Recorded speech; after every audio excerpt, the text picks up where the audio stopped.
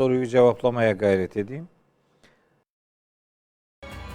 Dijitürk 1. kanaldan Kur'an'ın söyledikleri programımızdan herkese hayırlı Ramazanlar diliyoruz değerli izleyenler. Ramazan ayı boyunca inşallah Profesör Doktor Mehmet Okuyan ve Profesör Doktor Caner Taslaman hocalarımızla birlikte olmaya devam edeceğiz. Dün Ramazan ayının ve oruç ibadetinin önemini konuşmuştuk hatırlarsanız. Bu akşamki programımızın başlığı da Kur'an ayı Ramazan'da Kur'an'ın hayatımızdaki yeri.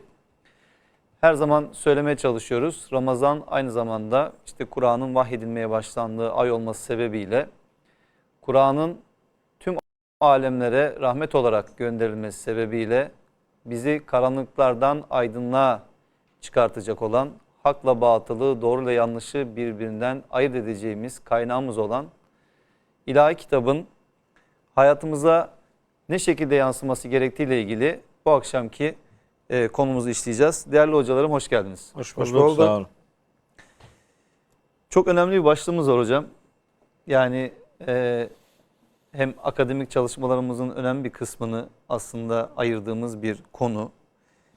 Bu konuda bir farkındalık ve duyarlılık oluşturmak üzere yazdığımız, konuştuğumuz hemen her yerde bunu hatırlatmaya çalışıyoruz insanlara. Kur'an ayı Ramazan'da Kur'an'ın nasıl bir kitap olduğuyla başlayalım isterseniz. Yani dini konuda cevabı olan, olması gereken her türlü sorunun cevabı. Dijitürk 1. kanaldan Kur'an'ın söyledikleri programımızdan herkese hayırlı Ramazanlar diliyoruz değerli izleyenler.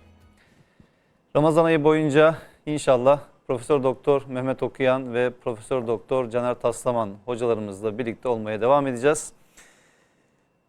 Dün Ramazan ayının ve oruç ibadetinin önemini konuşmuştuk hatırlarsanız. Bu akşamki programımızın başlığı da Kur'an ayı Ramazan'da Kur'an'ın hayatımızdaki yeri.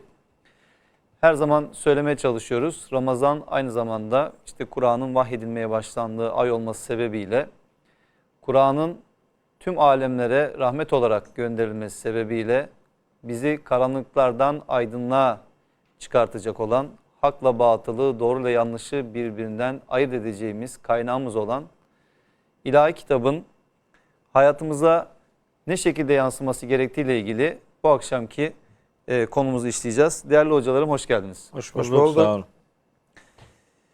Çok önemli bir başlığımız var hocam. Yani hem akademik çalışmalarımızın önemli bir kısmını aslında ayırdığımız bir konu. Bu konuda bir farkındalık ve duyarlılık oluşturmak üzere yazdığımız, konuştuğumuz hemen her yerde bunu hatırlatmaya çalışıyoruz insanlara. Kur'an ayı Ramazan'da Kur'an'ın nasıl bir kitap olduğuyla başlayalım isterseniz. Yani dini konuda cevabı olan, olması gereken her türlü sorunun cevabının Kur'an-ı Kerim'de olduğunu biliyoruz ve görüyoruz. Dolayısıyla Kur'an'ın bu konuda mutlaka bir cevabı var ve bununla ilgili ayetler var. Kur'an nasıl bir kitaptır ve kendisini nasıl tanıtmaktadır? Tabii oldukça kapsamlı bir konu. Yani üzerinde çok uzun süreler konuşmak lazım gelir. Ama programın formatı icabı hani ana noktalara temas ederek soruyu cevaplamaya gayret edeyim. Kur'an-ı Kerim sizin de ifade ettiğiniz gibi bir insana bir yol haritası öğreten bir kitaptır. Zaten hemen Bakara suresinin 2. ayetinde ve Ali İmran suresinin 3 ve 4. ayetlerinde hatta yine Bakara suresinin 185. ayetlerinde şöyle ifadeler var. İşte Elif Lam Mim, Bakara suresinin hemen başı bu. Zalikel kitabu la raybe fih hüden lil muttakin. Yani Kur'an muttakiler için, yani duyarlı davranmak istenen insanlar için bir rehberdir.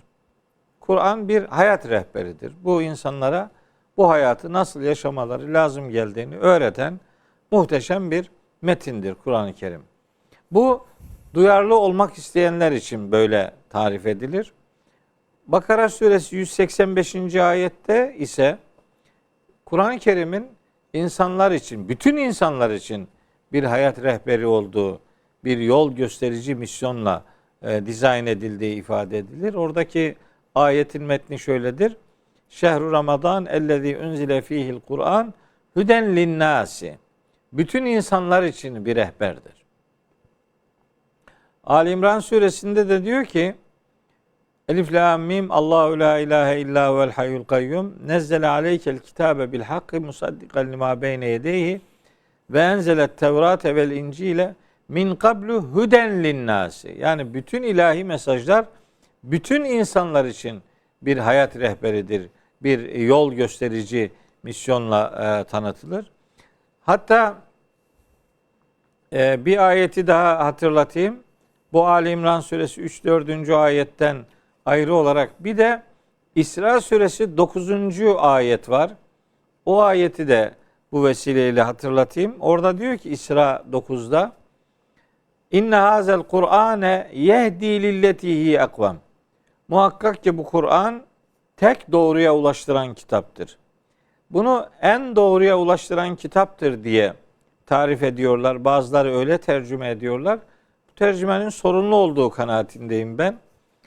Başka doğru, yani din adına başka doğru yok. Doğru bu.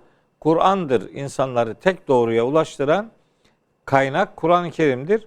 Dolayısıyla hani başkaları da doğrudur deyince Kur'an sanki doğrular arasından bir seçenekmiş gibi sunuluyor. Yani Kur'an kitaplardan herhangi bir kitap değil. Caner Hoca'nın bu konudaki sözlerini hatırlıyorum. Kur'an ne kitaplardan herhangi bir kitaptır ne de bir kitabın bölümlerinden herhangi bir bölümdür. Ya da herhangi bir kişi tarafından yazılmış bir kitaptır. Yani herhangi bire indirgenecek bir kitap değildir. Bunu şu iki ayetle hatta 3-4 ayetle süslemek istiyorum. Uğur kardeşimden rica edeyim. Kehf suresi 18. surenin 109. ayetini bir de Lokman suresinin 27. ayetlerini bir göstermesini istiyorum. Çok kıymetli iki tane ayet-i kerime. Kur'an nasıl bir kitaptırın en iyi cevabını bu iki ayetin verdiğini düşünüyorum. Ayetlerde tekraren hatırlatayım. Kehf suresi 18. surenin 109. ayeti, 31. surenin 27. ayetleri. Oralarda diyor ki Allahu Teala, mealini söyleyeyim, metinleri okumayayım. Eğer yeryüzündeki bütün ağaçlar kalem olsaydı, deniz ve onu destekleyecek daha 7 deniz daha mürekkep olsaydı, bütün bu ağaçlar ve bu denizler biter, Allah'ın kelimeleri bitmezdi diyor. Şimdi böyle bir derya benzetmesinde deryadan da büyük olduğunu ifade eden bir ayet-i kerime ile yüz yüzeyiz. O zaman şunu söyleyeceğiz. Ya bu nasıl bir kitap ki? Bunun içerisinde yani bir insanın muhtaç olduğu, hemen yani dini anlamda muhtaç olduğu her şey bunda var. Hatta bu o kadar derin anlamlı bir kitap ki, o kadar mucizevi bir ifade ve içerik dizaynı var ki, işte okyanuslar mürekkep olsa, bütün ağaçlar kalem olsa bunlar bitmiyor. Onlar yani Allah'ın kelimeleri bitmiyor. Allah'ın hakikatleri bitmiyor. Ben böyle çok sıklıkla ayet okuyunca bazıları bana işte niye hep ayet okuyorsun filan deyip niye başka bir şey okumuyorsun diyenlere diyor ki bak şu iki ayet var. Biri Lokman suresi 27. ayet, biri Kehf suresi 109. ayet. Bu ayetler Allah'ın kelimelerinin bitmeyeceğini söylüyor. O zaman size başka bir şeyler okuyanlara diyorum ki siz bu ayetleri ne ara tükettiniz? Siz ne zaman bitirdiniz? Allah'ın bitmez dediği şeyi siz ne zaman bitirdiniz de başka şeyleri sıraya aldınız? Ya da başka şeyleri Kur'an'ın önüne geçirdiniz? Ya da başka şeylerin de Kur'an gibi olabildiğini söylüyorsunuz. Peygamberimizin tam da bu Kur'an'ın üstünlüğünü ifade bağlamında bize nakledilen bir rivayeti var. Çok seviyorum, çok sıklıkla kullanıyorum.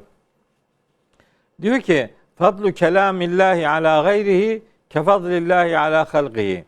Allah'ın kelamının diğer sözlere olan üstünlüğü Allah'ın mahlukata olan üstünlüğü gibidir. Bu muhteşem bir tarif. Olayı özetliyor zaten. Bu işte başka bir söze ihtiyaç yok demeye getiren bir ifade. Başka bir rivayette de gene çok nefis bir bilgi var. Orada da diyor ki ve men ibtaga el huda fi gayrihi adallahullahu. Kim hidayet rehberliğini Kur'an'ın dışında bir yerde ararsa Allah onu saptırır diyor. Tirmizi'nin Sevabul Kur'an bölümünün 1. hadisi, Darimi'de de var. İsteyen oradan bakabilir. Ben Tevbe suresinin 40. ayetini de Uğur kardeşimin bir ekrana vermesini istiyorum. 9. surenin 40. ayeti. Tabi uzun bir ayet. Son cümlesini verebilirse yeterlidir. Orada diyor ki ve kelimetullahi hiyel ulya. Allah'ın kelimeleri var ya, Allah'ın sözü var ya, asıl yüce olan odur. O zaman Kur'an'ı başka şeylerle yarıştırmak bir Müslümana yakışmaz. Bir daha hatırlatalım hocam isterseniz ayeti. Tevbe suresinin 40. ayeti. 40. ayetinde hani bunu KJ olarak da verebilir. Allah'ın kelimesi asıl yüce olandır. Yani bir yücelik, bir kıymet, bir güzellik, bir değer arıyorsanız burada varıp duracağınız nokta Allah'ın kitabıdır. Hatta biraz ayetleri hızlı söylüyorum belki ama bilinmesini istiyorum. Zümer suresinin 23. ayeti var. O ayette de Allah bu kitabı yani Kur'an'ı sözün en güzeli olarak tarif ediyor. Yani ben oradan hareketle de diyorum ki en güzel söz en güzelin sözüdür. O da Kur'an-ı Kerim'dir. Şüphesiz. En yüce söz en yüce olanın sözüdür. O da Kur'an-ı Kerim'dir. Kur'an'ı başka kitaplarla yarıştırmayı asla ve asla doğru bulmadığımı yani Kur'an'ın kıymetini ifade ve gönderiliş gayesinden bir tanesini söyledim. Daha başka söylenebilecekler de var. Ama sözü şimdilik böylesiyle bırakayım. Sonra ihtiyaç olduğunda gene devam edelim. Hocam sizin açıklamanızdan ben de ufak bir şey hatırladım. Onu ben de paylaşayım müsaadenizle Caner hocama geçmeden önce. Şimdi Bakara suresi 185. ayetten bir hatırlatma yaptınız. Bir de Ali İmran suresi 3 ve 4. ayetlerden. Bu iki ayeti esas aldığımız zaman şunu görüyoruz ki Kur'an-ı Kerim tüm insanlara gelmiş bir mesaj. Evet. İnsanlara hidayet olmak üzere gelmiş. Onları doğru yola ulaştırmak üzere gelmiş. Evet. Bunu bir kenara koyduk bu cepte. Ama Bakara suresinden örnek verdiniz. İlk okuduğumuz ayette Bakara suresinde yani kendisine hiçbir şüphe olmayan o kitap yani Kur'an muttakiler için yani duyarlı olanlar için bir doğru yol rehberidir. Evet. Biz hep şunu hatırlatıyoruz. Diyoruz ki Kur'an-ı Kerim'deki ayetler birbirini tefsir eder, birbirini açıklar. Bir konuyla ilgili doğrudan ve dolaylı ayetleri göz önünde bulundurmak lazım. Hatta kim ayetler vardır ki konuyla alakalı olan diğer bütün ayetleri o ayetin ışığında anlamamız lazım. Evet. Berceste ayetler. Berceste ayetler dediğimiz ayetler. Hocam şunu sanki görüyoruz burada. Kur'an-ı Kerim'in insanları doğru yola iletebilmesi için öncelikli olarak insanların o muttaki seviyesine gelebilmesi gerekiyor. Yani o duyarlılığı gösterebilmesi gerekiyor.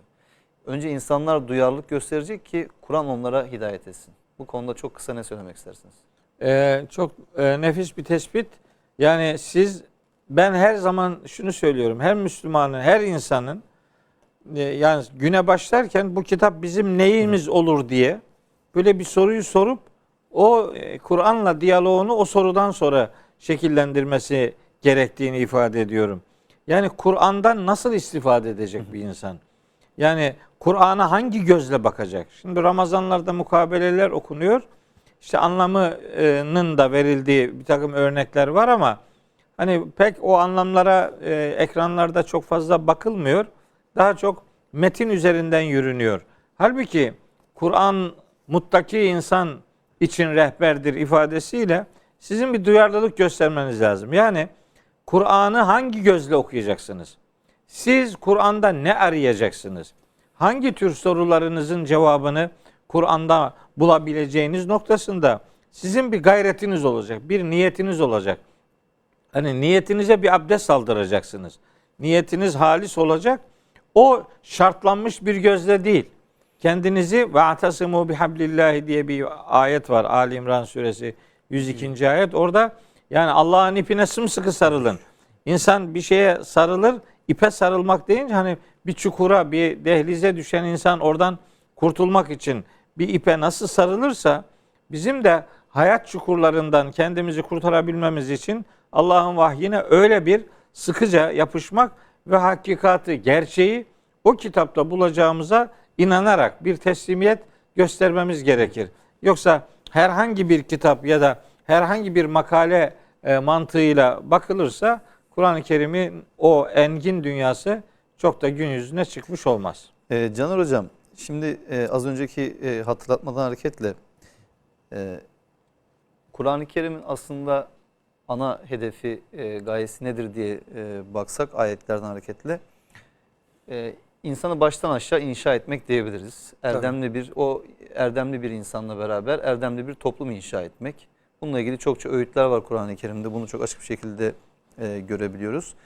Dolayısıyla eğer ki Kur'an-ı Kerim'i okuyorsak ama Kur'an-ı Kerim'le örtüşmeyecek şekilde bir hayat yaşıyorsak burada sorunu Kur'an-ı Kerim'de değil herhalde kendimizde aramamız gerekiyor.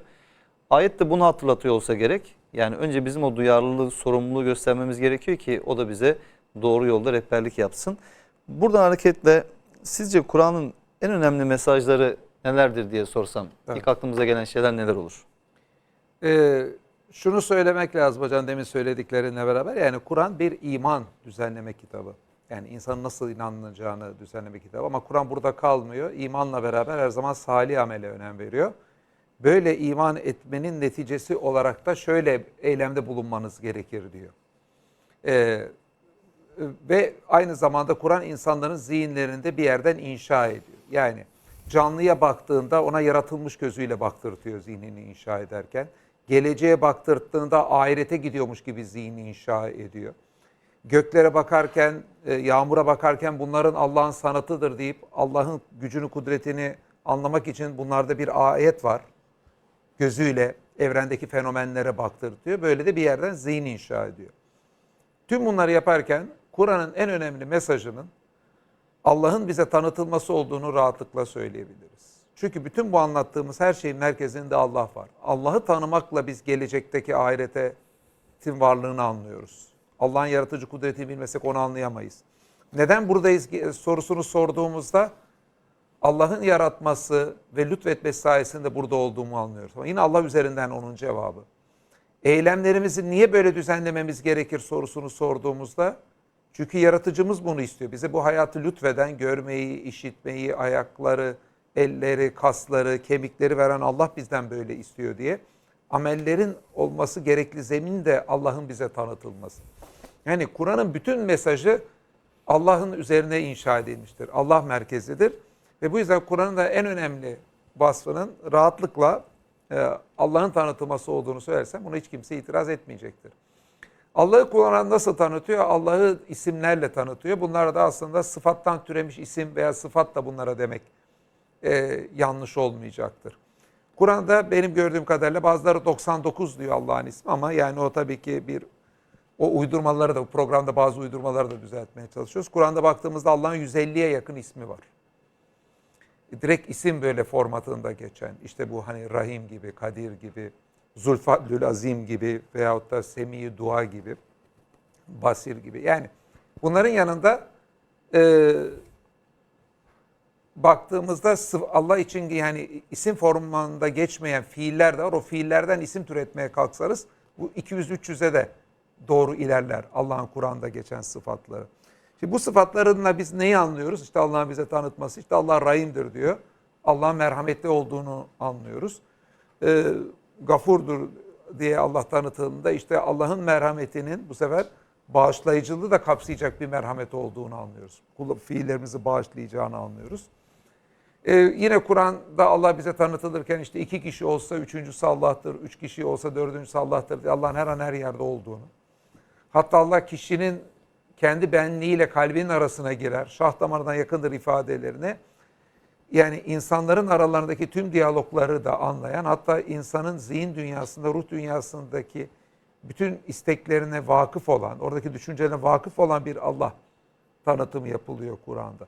Bu Allah'ın tanıtımını anlamak, geri kalan Kur'an'ın bütün mesajlarını anlamak için çok önemli. Tabii Kur'an buradan da diğer mesajlarını da vermeye geçiyor. Yani sadece Allah'ı tanıtmakla kalmıyor. İleriye baktığında işte ahirete gidiyorsunuz. İşte böylesi bir Allah için ahireti yaratmak çok kolay. Aha, bu Kur'an'da işte bunun vaat edildiği yer diyor. Hocam bu vurguladığınız şey aslında çok önemli. Niye? Çünkü Kur'an-ı Kerim bize Rabbimizi tanıtmıyor olsaydı bizim yani onu tanımamız çok mümkün olmayacaktı. Şöyle ki hani literatürde tartışılmıştır bu mesele. Belki insanlar yerlere bakıp, göğe bakıp, işte yaratılmışlara bakıp bunların kendi kendinin nedeni olamayacağını, mutlaka bunların bir yaratıcısı olması gerektiğini aklına hükmedebilirdi. Ki bunu yapabilir. Ama o yaratıcının nasıl bir yaratıcı olduğu konusunda ihtilafa düşecekti insanlar. Yani Allah'ın mesela bizi her an işitip işitmediği konusu olabilir, her an görüp görmediği konusu olabilir, bizden haberdar olup olmadığı konusu olabilir, kainattaki olayları yönetimiyle ilgili ne kadar aktif olup olmadığı konusu olabilir. Saymakla bitmeyecek kadar çok kuşku ve şüphe oluşabilirdi insanlarda. Evet. Ama Kur'an-ı Kerim bu konuda çok açık, net ifadelerle kafamızda oluşabilecek bütün şüpheleri gideriyor. Ve bence bu çok çok önemli bir nokta. Dediğin çok doğru hocam. Yani bence de Kur'an dışında iki kaynaktan da biz Allah'ı tanıyabiliriz. Bir evren kaynağı, bir de insan fıtratı kaynağı. Zaten nitekim Kur'an da sadece ben okuyun diyen bir kitap değil, buralara yönlendiriyor Evet. bakmak için. Ama pratik de işi pratiği var. Biz insanların hayatına baktığımızda Allah'ın varlığını tanıyan, Allah'a yönelen insanlar Allah'ın gönderdiği kitapla buluşan insanlar bir şekilde oluyor. Ve Kur'an'ın sıfatlarından bir tanesi de zikir. Yani zikir de ne demek? Hatırlatıcı. Evet, Kur'an bilmediklerini de öğreten, nur da bir yer yani Kur'an. Yani ışık değil mi? Veya Furkan, doğruyla yanlış ayırt edici ama diğer taraftan bir zikir vazifesi de var Kur'an'ın. Yani hatırlatıcı vazifesi var. Yani insan belli şeyleri bilse de, delilini görse de ona zihninde gerekli önemi vermiyor. Onun hatırlatılması çok önemli. Yani Allah sadece bilmek, vardır demek önemli olan yeterli değil. O çok önemli ama yeterli değil. Aynı zamanda önemli olan Allah'ı hayatın merkezine koyabilmek. Yani kendi hayatımı ben nasıl yaşamalıyım sorusuna insan cevap verirken Allah'ın varlığını göz önünde bulundurarak kendi hayatına yön vermesi. Bunu inşa etmesi. Şimdi bir insanın vahiy ile buluşmadan bunu yapması çok çok zor gözüküyoruz. Yani imkansızdır demeyeyim burada. Ama bunu çok çok zor olduğunu söyleyebiliriz. Pratikte de zaten bunun yansımalarını görüyoruz. Kur'an evrenden ve fıtrattan anlaşılacak şeyleri dikkatlerini çekiyor. Yani birçok kimse evrenden Allah, fıtrattan Allah tanıttıysa da Allah'ın gönderdiği mesajların yine oralara yönlendirmesinin bunda önemli bir etkisi var. Allah'ın mesajı yönlendirmeden oralara bakılabilir mi? Bakılabilir. Yani o da değerlidir. Ama sonuçta pratik olarak baktığımızda Allah'ın oraya yönlendirmesiyle özellikle evrenden, tarih boyuncaki birçok filozofun, felsefecinin işte İbn Rüşd'lerin, Thomas Aquinas'ların, Newton'ların, Gazalilerin evrene bakıp evrendeki delillerden Allah'ın varlığını anladıklarını görürüz. Ama öncesinde bir kitapla yine buluşmaları olmuş.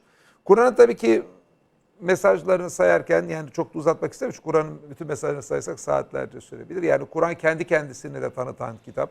Kur'an'da kendisini 50'ye yakın sıfatıyla, 50'nin üzerinde sıfatıyla tanımlıyor. Nasıl Allah 150'ye yakın sıfatıyla tanıtılıyorsa. Kur'an tarih boyunca bir peygamberler zinciri geldi. Bu hakikatlerin yani Allah'ın varlığının, Allah'ın her şeyden önemli olduğunu, bizim ahirete doğru gittiğimizin, imanla beraber salih ameller yapanın önemli olduğu mesajını da Kur'an, peygamberler aracıyla bu mesajın tarih boyunca geldiğini, peygamberimizin bu şerefli peygamberler zincirinin bir halkası olduğunu da mesajını veriyor. Ve tarih boyunca bu peygamberlerle ilgili nasıl peygamberimize benzer şekilde vazifelerini yaptığının da örnekliklerini veriyor. Ondan çıkartacağımız ibret hikayelerinde anlatılıyor. Yani aşağı yukarı Kur'an'ın en temel mesajları bunlardır diyebiliriz. Ama bunların her biri tabii ki açılıp üzerine saatlerce konuşulabilir. Zaten yeri geldikçe programımızda bunları da bir şey daha vurgulayayım. Yani Kur'an'ın tabii ki en önemli mesajlarından birisi yani niye buradayız derken yani Kur'an bu verilen bilgiler çerçevesinde bu hayatın bir imtihan dünyası olduğunu da insana öğretiyor. Yani Allah var, ahirete doğru gidiyorsun. Tarih boyunca peygamberler bunu öğretti. Ve bu hayat sana Allah tarafından verildi ama bak sen burada imtihan için varsın. Allah hayatı ve ölümü imtihan için yarattı diyor Kur'an. Değil mi? Dünyada karşımıza çıkan iyiliklerin, kötülüklere karşı vereceğimiz reaksiyonun buradaki imtihanımızın bir parçası olduğunu söylüyor. Böylece bu gerçekler çerçevesinde imtihan olduğumuz bilinciyle bu hayatı yaşamamız gerektiğini bize öğretiyor diyebiliriz. Yani imtihan olduğumuz gerçeği Kur'an'ın çizdiği bir hayat anlayışında bence çok çok önemli bir yere sahip. Kesinlikle. Mehmet Hocam, Can Hocam da ifade etmeye çalıştı. Yani hakikaten belki bütün Ramazan'ı sadece bu konuya ayırsak saymakla bitmeyecek kadar çok Kur'an-ı Kerim'in mesajı var, öne çıkan bir mesajı var. Bir hidayet rehberi olması, bizi karanlıktan aydınlığa çıkarmasının yanında Rabbimizi bize tanıtması, işte ölümü, ölüm sonrasını, hesap, ahiret, yani birçok konuda temel mesajları var. Ama muhtemelen her şeyden de öte insanın bu dünyada var olduğu zaman bu varlığını anlama ve anlamlandırma gibi bir ihtiyacı var, bir çabası var. Yani felsefe tarihi boyunca da bunun hep sorgulandığını, bunlara hep cevap arandığını görüyoruz.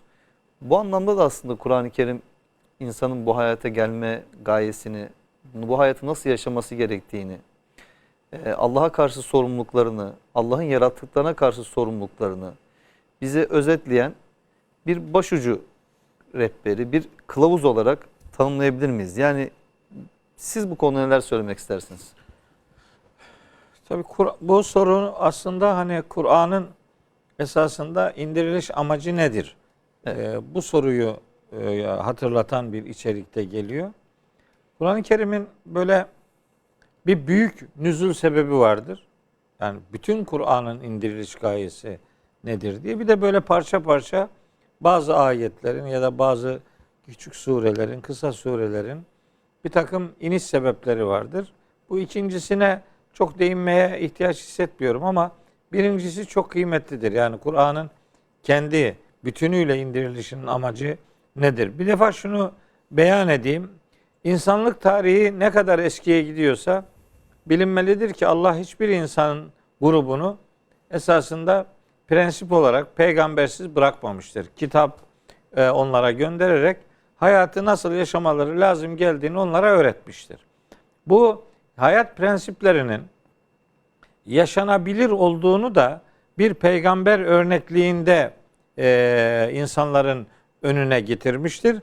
Böyle hayali, afaki şeyler değil, yaşanabilir prensiplerle Rabbimiz kitaplarını dizayn ettiğini, insanlık tarihi boyunca da insanları prensip olarak peygambersiz bırakmadığını bize göstermiş oluyor. Şimdi Kur'an-ı Kerim birinci etapta beyan ettim. Birinci indiriliş gayesi işte yol göstermek, hedef. Nedir? İnsanın yaratılışının gayesi nedir? Ve bu gayeyi gerçekleştirmek için nelere muhtaçtır? Bu gayeyi gerçekleştirmek için hangi emirler vardır ve hangi yasaklar vardır? Ne yapılırsa faydası ne olur, ne yapılmazsa zararı ne olur gibi böyle temel ölçütler verir. Esasında bazen şöyle şeyler insanın aklına geliyor. Yani mesela bir dini öğreti olmasa veya duyulmamış olabilir. Yani dünyanın bir yerlerine bu ilahi mesaj tam bizim istediğimiz gibi ulaşmamış olabilir. Yanlış ulaşabilir, hiç ulaşmamış olabilir. Peki bu insanlar sorumlu değiller midir diye akla gelebilir. Ben buna şöyle cevap veriyorum. Allah'ın her insana verdiği bir defa bir akıl var, bir irade var. Ayrıca her insanın bir fıtratı var, bir de vicdanı var. Bu dört değer her insanın aslında sorumlu olduğunu gösterir. Zaten yeryüzünde Rabbimiz halife yaratacağını söyleyince, halife görevlendireceğini söyleyince bu halife kelimesi aslında sorumlu varlık demektir esasında. Sonradan gelen, muhalefet eden anlamları var ama bunun bir sorumlu anlamı da var. İnsan sorumluluklarla dizayn edilmiş bir varlıktır. O sorumluluklar nelerden oluşuyor? Nereden bilecek bunu bir insan? Sistematik olarak bunu ancak bir ilahi mesajdan öğrenebilir. Kur'an o anlamda bir ilahi mesaj içeriğiyle insanoğluna muhtaç olduğu şeylerin kırmızı çizgilerinin ya da yolu doğru götürme noktasındaki faaliyet, yürüme alanının ne olduğunu gösterir ki hayat karanlıklardan oluşuyor. Bir sürü karanlık var. İnançta karanlık var, ahlakta karanlık var, ibadette karanlık var, insan ilişkilerinde karanlıklar var. Ulusal ilişkilerde olabilir, uluslararası ilişkilerde olabilir. Bir karanlıklar dehlizi var hayatın içerisinde. İşte Kur'an kendi misyonunu anlatırken İbrahim suresinde 1. ve 2. ayetler başta olmak üzere Bakara suresinin 257. ayetinde, başka ayetlerde Maide suresinin 15. ayetinde filan Kur'an-ı Kerim kendisini insanları karanlıklardan aydınlığa çıkarmak diye ifade ediliyor. Tabi bu karanlığı böyle ışıklardan, güneş ışıklarından ibaret mahrum olmak anlamında bir karanlık değil elbette. Biraz önce Caner Hoca'nın da ifade ettiği gibi onun nur oluşundan istifade ederek, ışık oluşundan istifade ederek anlamaya gayret etmek Bu arada lazım. karanlıklar çoğul ama aydınlık tekil. Evet. Az önce örneğini vermiştik ayette. Tek doğru yola. Evet. Tek Ulaştı. doğru. İsra suresi 9. ayet çok belirleyicidir. İyi hatırlattınız. İbrahim suresi 1. ayeti bir daha söyleyeyim. Elif lam ra kitabun enzelnahu ileyke, hani bu sana indirdiğimiz kitap şunun için indirilmiştir. Lituhricen nase minez zulumati ilen nur. Biizni rabbihim ila sıratil azizil hamid. Yani aziz, yüce olan, övgüye layık olan Allah'ın yoluna, ama Rablerinin izniyle, yani Rablerinin bildirmesiyle, Rablerinin duyurmasıyla insanları sayısı ifade edilemeyecek kadar çok olan karanlıklardan insanları tek olan aydınlığa çıkarmak diye Kur'an'ın misyonu o ayette, İbrahim suresi 1. 2. ayetlerde böyle ifade ediliyor. Ama mesele bundan ibaret değildir. Kur'an'ın indirilişinin başka gayeleri de vardır. Mesela En'am suresinin 155. ayetinde Kur'an-ı Kerim kendisini şöyle tarif ediyor bir misyon olarak. Bir indiriliş gayesini öğretme noktasında. Diyor ki: "Ve haza kitabun enzelnahu mübarekün." Bu indirdiğimiz kitap bir bereket kaynağıdır. Bir bereket kaynağıdır ki fettebi'uhu, buna tabi olun. Yani Kur'an-ı Kerim tabi olunması, yani uyulması gereken kitap olarak kendisini tarif ediyor. Fettebi'uhu, bu kitaba tabi olun. Bu bereket kaynağı kitaba tabi olun. Vettekû, böylece muttaki olun. Ki lealleküm turhamun, merhamete eriştirilebilesiniz diye.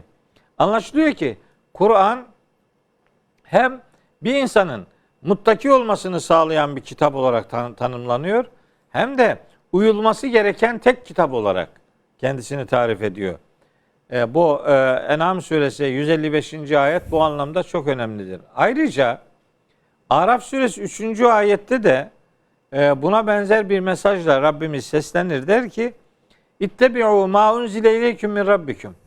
Size Rabbinizden indirilmiş olana uyun. Ve la tettebi'u min dunihi evliya. Onun peşi sıra başka dostlar, başka uyulacak şeyler edinmeyin. İfade bu. Araf suresi 3. ayette ki ifade. Bir ayet, 2 ayet daha var ki onlarda peygamberimize uymanın da gerekli olduğunu öğretir. Araf suresi 158. ayetle Zuhruf suresinin 61. ayetleri. O da zaten kitaba uymaktan farklı bir şey onu değil. söyleyecektim. Onu birleştirelim. Onu söyleyecektim. Bunları nasıl anlamak lazım? Siz programın başında ifade ettiniz. Ayetleri birbiriyle buluşturarak anlamak lazım. Tam sırası geldi. Bunun altını dolduracak bir genel bir şey söyleyeyim. Kur'an mübin bir kitaptır. Mübin. Mübin kelimesi genellikle böyle apaçık kitap diye tarif edilir. Doğrudur. Öyledir ama mübin kelimesi kalıp olarak önce açıklayıcı demektir. Açıklayıcı kitabın apaçıklığına dikkat çeker. Onu açıklayan da bizatihi kendisidir.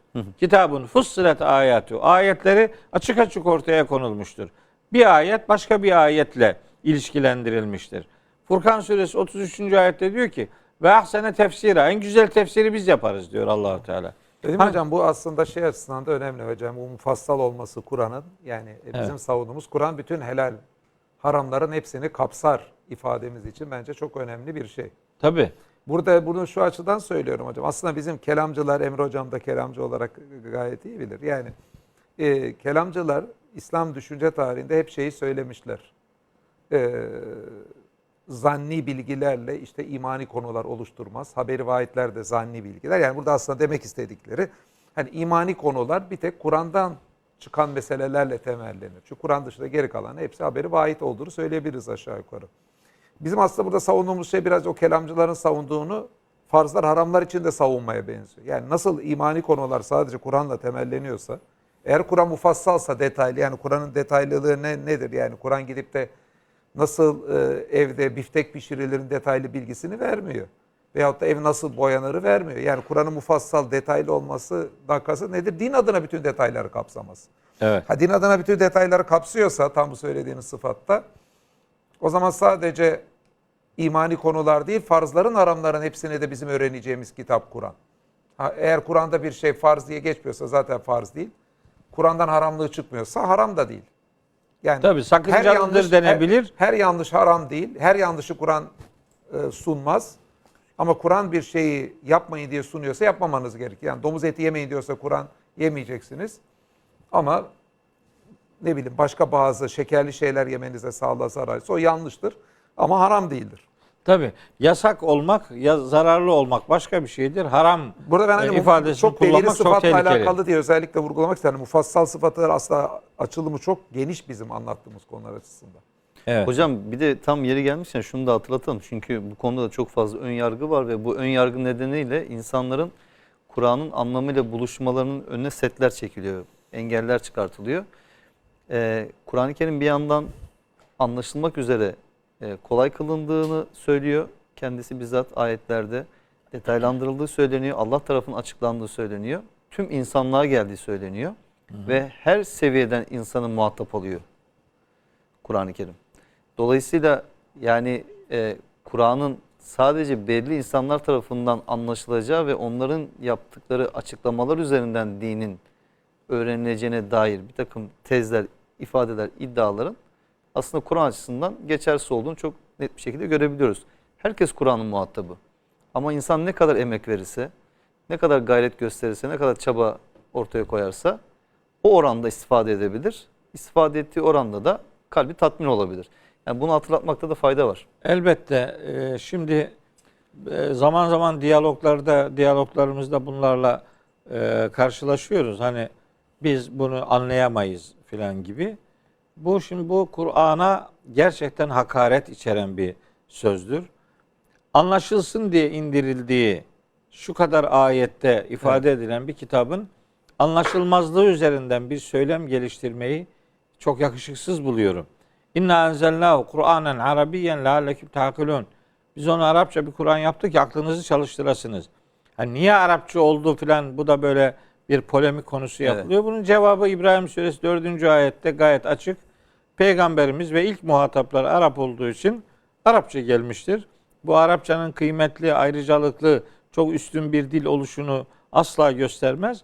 Öyle olsaydı bütün peygamberler Araplardan ve bütün kitaplar Arapça metinlerden oluşurdu. Böyle bir şey yok. Bir de hocam şeyde de zaten bir gariplik yok mu? Yani Allah bir kitap yolluyor insanlara. Fakat anlaşılması o kitabın önemli değil. Yani o kitabın anlaşılır olması başka bir yerlerde anlaşılacak. Yani birçok kimse kitap yazıyor, anlaşılabiliyor.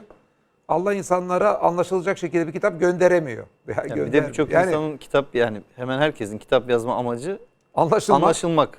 Yani Allah insanları doğru yola iletmek istiyorken nasıl olur da anlaşılmaz bir kitap göndermiş olabilir? Olay sadece anlaşılmasıyla da sınırlı değil. İşte Zuhruf Suresinin 44. ayeti. Aynı zamanda yani herkesin sorumlu tutulduğu ve sorgulanacağı kitap olduğu söyleniyor Kur'an'ın. Dolayısıyla sorular buradan çıkacak. Yani soruların çıkacağı yeri insanların çalışabilmesi için aynı zamanda anlayabiliyor olmaları gerekiyor. Bir de hocam şey gibi bir şey de burada herhalde engel oluyor benim gördüğüm bir kısımda. Ya şimdi adam kafaya bir şey koyuyor dinle ilgili. Sonra Kur'an'a bakıyor. Kur'an'da onu bulamayınca diyor ki ya Kur'an eksik. Mesela adam kafaya koymuş müziği haram edecek. Adam mesela gitara, piyanoya, kemana, onlara bunlara gıcık, saza. Sonra buluyor Kur'an'ı, ya bak diyor Kur'an'da bunlar yok diyor işte. Falanca ilmihal kitabı, falanca işte bilmem nereden işte ben bunu çıkaracağım diyor. Demek ki Kur'an yeterli değilmiş diyor. Bunun cevabı çok basit. Eğer ki Kur'an'da haram değilse zaten haram değil. Ha yanlışsa sen zaten çalma. Hani Kur'an her yanlışlığı içerir demiyorum. Yani Kur'an'ın içermediği yanlışlar vardır ama Kur'an'da söylendiği gibi eğer Kur'an mufassalsa olmayan hususlar senin kendi içtihadın hayatında kendi kararlarındır. Sonuçlarına katlanacağın demektir. Ama bir haram değildir yani yapılması yanlış bile olsa. Evet. Bu bence çok temel bir mantık. Yani bence yanlışların önemli kaynağı. Yani kafasında baştan bir şeyin haram olması gerekliliğini, Allah bunu haram etmeli diye düşündüğü için Kur'an'da bulamayınca adam onu dinselleştirmeye kalkıyor. Yani Kur'an'ı kafamızdakileri uyarlamayacağız, diyelim ki- uydurmayacağız yani. Evet. Kur'an'a göre kafamızı şekillendireceğiz. İşte yani mesela müzik bence bunun bir örneği. Veya satranç örneği, işte müzik satranç haramdır diyenler olmuş literatürde nitekim. Şimdi asıl soruyu bir daha merkeze alarak birkaç bir şey daha söyleyeyim. Arada birbirimize katkı veriyoruz. Yani interaktif bir program olması itibariyle kıymetli bir iş. Ama ana konuyu da unutmama adına hani soruyu güme getirmeyelim, buharlaşmasın. Tekrar bir ifade katkısı vermek istiyorum. Demiştiniz ki yani Kur'an nasıl bir kitaptır, nasıl bir mesaj içeriği vardır? Ben bu kıymetli sorunun şöyle cevaplarının da hatırlanması gerektiğini düşünüyorum. Kur'an kendisini gerçeği hatırlatan kitap diye tarif ediyor. Gerçeği hatırlatan bir kitap bu. Diyor ki nasıl hatırlatılacak şimdi bu? Saat suresi 29. ayet var. Çok kıymetli bir ayet-i kerime. 38. surenin 29. ayeti. Diyor ki orada Kitabun enzelnâhu ileyke mübarekün. Bu sana indirdiğimiz kitap kıymetli bir kitaptır. Şunun için indirdik diyor. Liyeddebberu ayatihi. Bu kitabın ayetlerini inceden inceye düşünsünler.